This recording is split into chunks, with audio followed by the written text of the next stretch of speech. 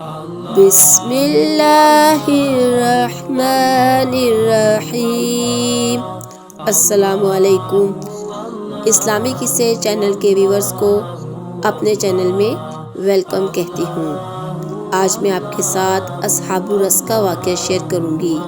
جب انہوں نے اپنے نبی کو قتل کیا تو ان پر اللہ کا دردناک عذاب نازل ہوا۔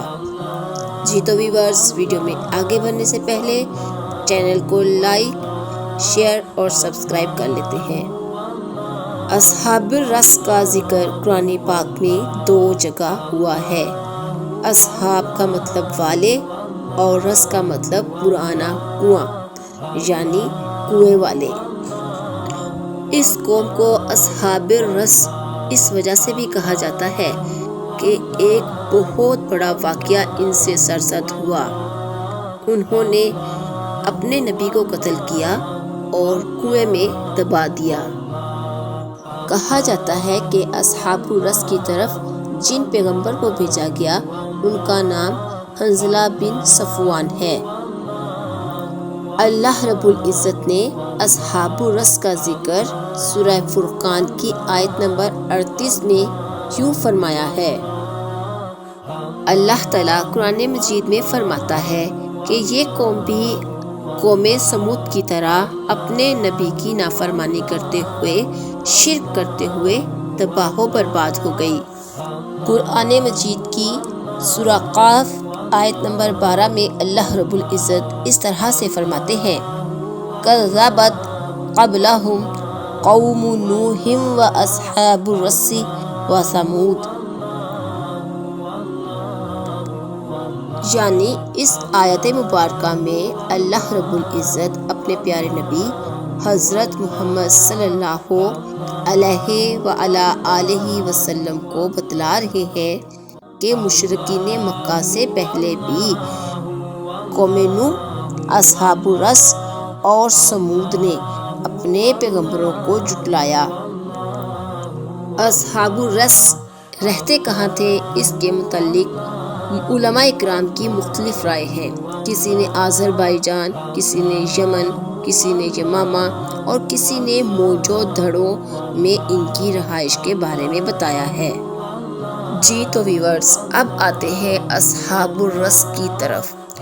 اصحاب الرس ایک قوم تھی، ان کے اوپر ایک عادل کافر بادشاہ حکومت کرتا تھا۔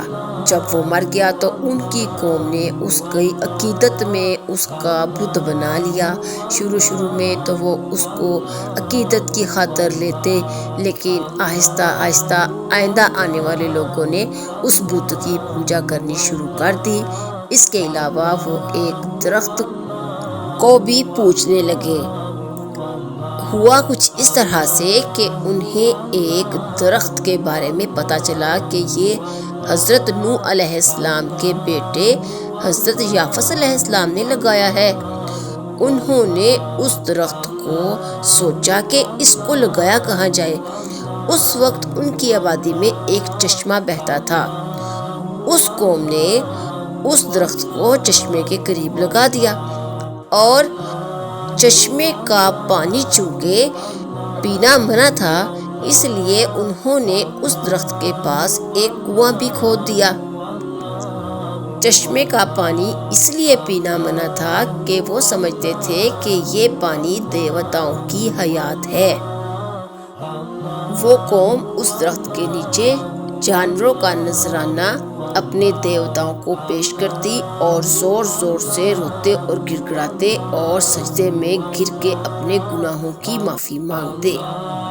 اتنے میں شیطان مردود درخت کے پتوں کو زور زور سے جھاڑتا اور آواز میں کہتا کہ میں نے تمہیں معاف کر دیا ہے۔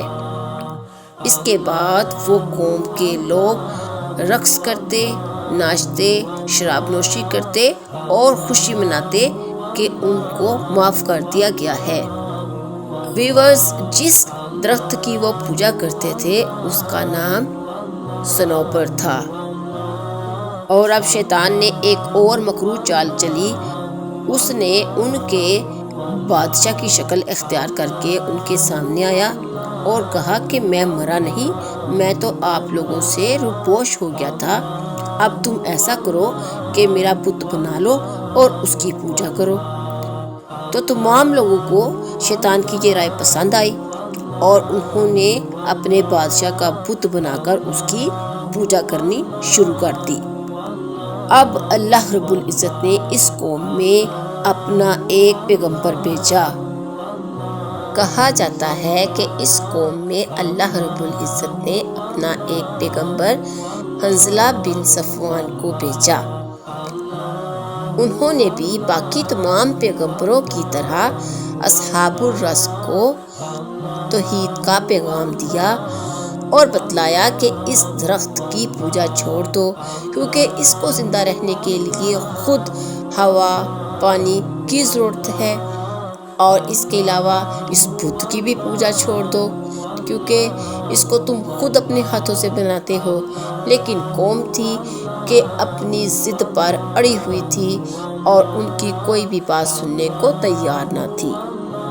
چنانچہ ان کو ایک بڑی مصیبت نے گھیر لیا۔ اللہ رب العزت نے اس قوم کی طرف ایک پرندہ عنقا بھیجا۔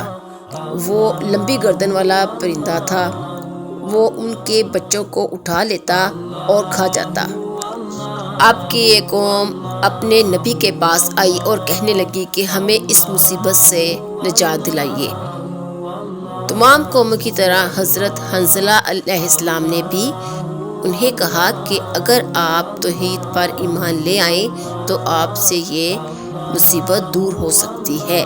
چنانچہ آپ نے اللہ رب العزت سے دعا مانگی اور اس پرندے کو موت آ گئی۔ لیکن اس کے باوجود آپ کی قوم آپ پر ایمان نہ لائی۔ چنانچہ ایک دن جب وہ لوگ درخت کی پوجا میں مصروف تھے تو آپ نے جا کر توحید کی دعوت دی۔ ان میں سے چند لوگوں نے آپ کو ایک گڑھا کھود کر اس میں دفن کر دیا۔ اس کے اوپر پتھر کچھ اس ترتیب سے رکھے کہ اگر کوئی ایک پتھر اٹھائے تو تمام کے تمام پتھر کنویں میں گر جائیں اور کنویں کے اندر والا شخص یعنی کہ نبی شہید ہو جائے۔ اس وقت اللہ رب العزت نے ایک آدمی جس کا نام عبود تھا اس کو بھیجا۔ وہ روزانہ لکڑیاں کاٹتا تھا اور آپ کے لیے کھانا لے آتا تھا۔ اس نے پتھروں کو کچھ اس طرح سے ہٹایا کہ آپ کو ایک سوراخ کے ذریعے سے باہر نکال لیا۔ پھر بعد میں عبود نامی وہ شخص کچھ عرصہ کے لیے غائب ہو گیا۔ کیلا یعنی کہ کہا جاتا ہے کہ شاید اس کو اللہ تعالیٰ نے لمبی نیند میں سلا دیا یا پھر وہ دائمی موت مر گیا۔ اس کے بعد آپ شہر کی طرف آئے، لوگوں نے ان کو پہچان لیا کہ یہ نبی اللہ ہے۔ انہوں نے پکڑ کر آپ کی گردن کو آپ کے تن سے جدا کر دیا اور کنویں کے اندر ڈال دیا اور خود اپنے سالانہ میلے میں چلے گئے جو وہ صنوبر کے درخت کے نیچے لگاتے تھے۔ وہاں پر ناچ گانے اور شرابوں میں مصروف ہو گئے۔